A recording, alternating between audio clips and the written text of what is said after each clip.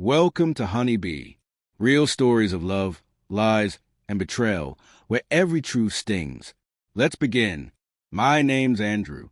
I'm 38 now, but this story begins when I first met Hannah, back when we were fresh college grads starting our careers in Chicago. She was magnetic, outgoing, vibrant, the kind of person who could turn a room full of strangers into friends within 20 minutes. I, on the other hand, was introverted, more content with takeout and Netflix than noisy parties. But Hannah pulled me out of my shell. At first, everything felt perfect, until I noticed how alcohol affected her. 2 drinks and she was tipsy. 3, and her filter disappeared. 4, and she became someone completely different. It first became clear at her coworker's birthday. I'd been in the bathroom for 5 minutes and came out to find Hannah dancing on the kitchen counter, mimicking TikTok moves.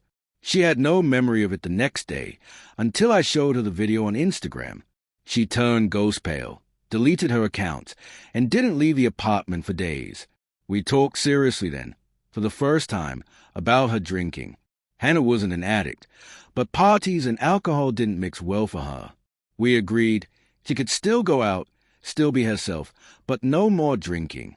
Club soda and Diet Coke would be her go-to, and for a while, it worked. We got married in September 2019, right before the pandemic. That first year stuck in our one-bedroom was beautiful in its own way. We cooked, binge shows, had long conversations. But once things reopened in 2021, Hannah wanted to reclaim lost time, nights out, parties, bars. Meanwhile, my career was ramping up. I'd moved up to lead developer at a startup and was working grueling hours. I didn't have the energy to go out, and we started drifting into separate routines. Then came the first red flag. March 2022, her friend Zoe's bachelorette party. Late that night, my phone buzzed with Instagram tags. Videos showed Hannah laughing, doing shots, dancing on chairs. But one video made my chest tighten. Some guy had his hands on her waist, helping her down from a bar counter. His hands lingered. She was clearly drunk. She came home at 4 a.m., too hungover to talk the next day.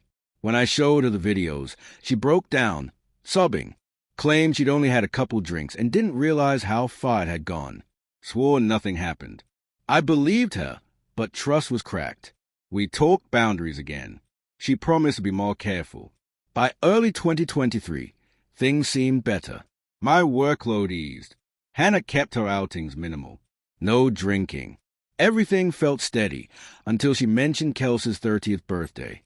I'd seen the invite on Instagram, an adults-only house party with a not-so-subtle tagline, "What happens here stays here." Kelsey was Hannah's single friend, the one who lived like college never ended, and often dragged Hannah back into that world. When Hannah brought up the party, I voiced my concerns. Maybe she could take Kelsey out to dinner instead. Hannah agreed, said she'd been feeling like she needed to grow up, act more like a married woman. I was proud of her for saying it herself. But the night before the party, everything changed. Kelsey had guilt-tripped her. Said she understood Hannah was married, but wished she'd at least stop by. So Hannah proposed a compromise. She'd go, but I'd come too, to help keep her grounded. I couldn't. I was slammed with work and exhausted. I told her gently, maybe she could find another way to show Kelsey she cared. That's when the fight started. She accused me of being selfish about my time, but controlling with hers. Said I was isolating her from her friends. I tried to explain it wasn't about control. It was about protecting what we'd built. We argued in circles for an hour until I finally told her the truth. If she went to that party, knowing what it meant to me, it would feel like betrayal. She called me ridiculous, said she could make her own choices, and walked out. We barely spoke the next day. That afternoon, I told her I was going to see a friend. She said nothing. When I got home around 6:30, the apartment was empty. I called.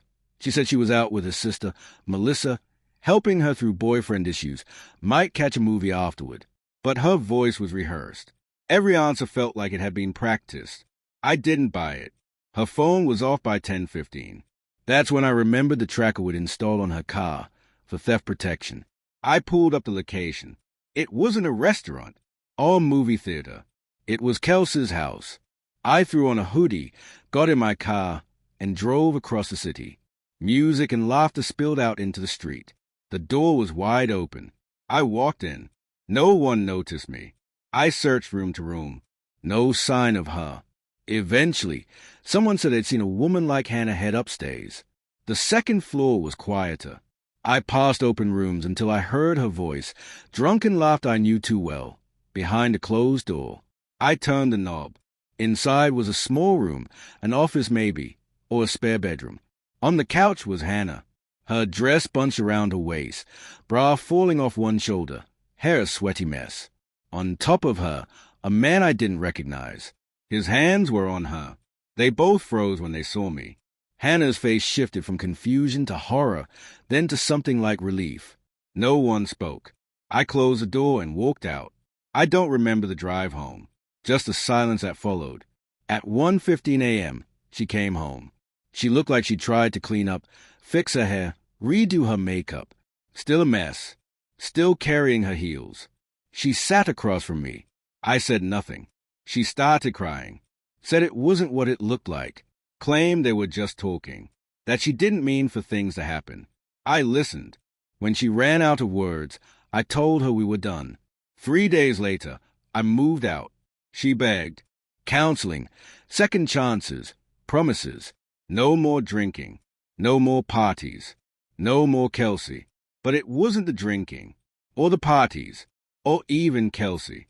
It was the lies. The betrayal. The fact that when it came down to it, she chose herself over our marriage. She chose someone else. The divorce went through months later. I let her keep the apartment. I kept most of our savings. Through mutual friends, I learned the guy's name was Bryce. She'd met him that night. They'd flirted all evening before heading upstairs. He wasn't even someone she'd been seeing.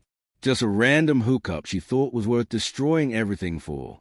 She tried reaching out afterward. Texts, emails, voicemails. I never replied. Sometimes I wonder, what if I hadn't gone that night? Would she have lied? Would I have believed her?